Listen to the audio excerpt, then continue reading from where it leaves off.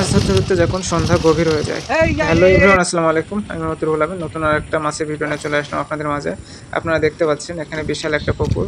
এই পুকুরের জলকর প্রায় ১২ বিঘার উপরে হবে। আর এই পুকুরে কিন্তু এখন মাছ ধরার জন্য টান দেওয়া হচ্ছে। আর এই পুকুরে কিন্তু পাবদা মাছ এবং বাংলা মাছ এই জাতীয় মাছ কিন্তু একটু বেশি পরিমাণ ছাড়া আছে।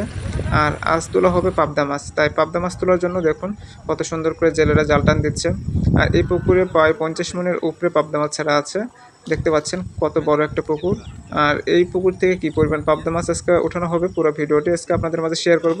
তাই আপনারা যদি ফেসবুক থেকে দেখেন অবশ্যই আমার ফেসবুক পেজটি ফলো দিবেন এবং ইউটিউব থেকে যদি দেখেন অবশ্যই আমার ইউটিউব চ্যানেলটি সাবস্ক্রাইব করে আমার সাথে থাকবেন। তো আপনারা দেখতে পাচ্ছেন জাল টান দেওয়া হচ্ছে। আর এটা কিন্তু দ্বিতীয় টান। প্রথম টানে কিন্তু প্রায় ১৫ মণের উপরে পাবদা মাছ ওঠানো হয়েছিল। আর এই দ্বিতীয় টানে দেখে যাক কতগুলো মাছ ওঠে, কারণ এই মাছগুলো কিন্তু সরাসরি ঢাকায় চলে যাবে। আর এখানে পুকুরের মধ্যে উপর দিয়ে জাল দেওয়া ছিল, আর জালগুলো ধরে রাখার জন্য মাঝে মাঝে খোঁটা দেওয়া ছিল। আর এগুলো খোঁটার জন্য কিন্তু জাল টান দিতে অনেকটা অসুবিধা হচ্ছিল। তারপরেও কিন্তু জেলেরা দক্ষ হয়, খুব সুন্দর করে জাল টান দিচ্ছে। দেখতে থাকুন আপনারা যে জালে কি পরিমাণ মাছ ওঠে। আর আপনাদেরও যদি জায়গা থাকে তাহলে অবশ্যই মাছ চাষ করতে পারেন, কারণ মাছ চাষ কিন্তু এখন অনেকটা লাভজনক। যেহেতু আমরা মাছে ভাতে বাঙালি, আর মাছ কিন্তু আমাদের নিত্যদিনের খাবারের সাথে প্রয়োজন।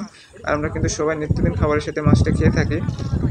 তাই যদি আপনার যদি কোনো পুকুর থাকে, সেই পুকুরে যদি আপনি মাছ চাষ করেন তাহলে কিন্তু সেখানে লস হওয়ার সম্ভাবনা খুবই কম থাকে। আর যদি পাবদা মাছ চাষ করতে পারেন তাহলে আরও ভালো, কারণ পাবদা মাছ চাষ করা কিন্তু অনেকটাই লাভজনক। দেখতে পাচ্ছেন জাল অনেকটা চলে আসছে ধারে। এখন জালটা খুব সুন্দর করে তোলা হবে। আর জালটা তোলার পরে বুঝতে পারবো আমরা জালে কী পরিমাণ মাছ পড়েছে। বাংলা মাছ প্রথম টানে বেশিরভাগ তুলে নেওয়া হয়েছিল, বিধায় দ্বিতীয় টানে কিন্তু বাংলা মাছের পরিমাণটা খুব একটা বেশি ছিল না। বাংলা মাছের পরিমাণটা কিন্তু অনেকটাই কমই ছিল। দেখুন জালে কিন্তু মোটামুটি ভালো মাছ উঠেছে মনে হচ্ছে। আর এখান থেকে বাংলা মাছগুলো কিন্তু আবার পুকুরে ছেড়ে দেওয়া হবে, আর শুধু পাবদা মাছগুলোই কিন্তু নেওয়া হবে। দেখতে পাচ্ছেন জেলেরা কিন্তু জালগুলো ক্রস করে রাখছে। এখন একটা করে কোষের মাছগুলো তুলবে এবং বাকি কোষগুলো তারপরে তুলবে। দেখুন মাছগুলো কত সুন্দর করে লাফাচ্ছে।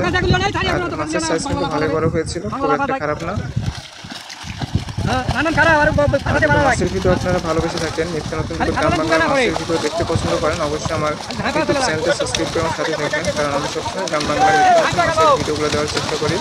আর আপনারা যদি মাছ ভালোবাসেন, মাছ ধরা ভালোবাসেন এবং মাছ ধরতে পছন্দ করেন তাহলে অবশ্যই আমার চ্যানেলের সাথে থাকবেন। দেখুন কতগুলো মাছ উঠে গেছে। আর বাংলা মাছগুলো লাফিয়ে চলে যেতে পারে, জালগুলো একটু ঢিল করে রাখা হয়েছিল। আর দেখুন বাংলা মাছগুলো কিন্তু পানিতে ছেড়ে দেওয়া হচ্ছে। আর এখান থেকে দেখতে পাচ্ছেন যেগুলো পাবদা মাছ আছে, এই পাবদা মাছগুলো তুলে এই চারিতে রাখা হবে এবং এখান থেকে ধারে নিয়ে যাওয়া হবে। তারপর এই মাছগুলো হয়ে ঢাকায় চলে যাবে। দেশি মাছগুলো ছেড়ে দিচ্ছে আর পাবদা মাছগুলো চারিতে তুলছে। সবাই ভালো থাকবেন, সুস্থ থাকবেন। ভিডিওটা যদি ভালো লাগে অবশ্যই শেয়ার করে দিবেন।